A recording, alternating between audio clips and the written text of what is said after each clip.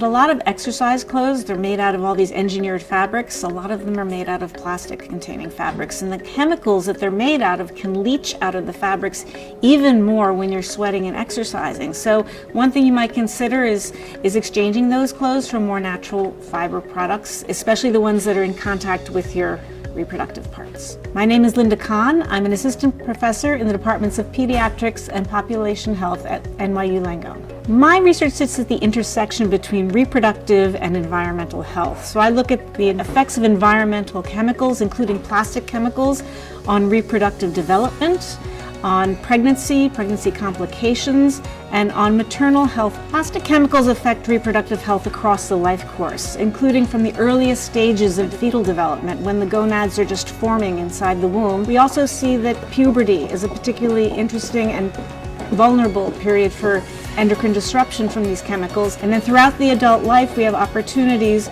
for these chemicals to interfere with hormonal signaling and cause all kinds of inflammation that can affect reproductive health and fertility.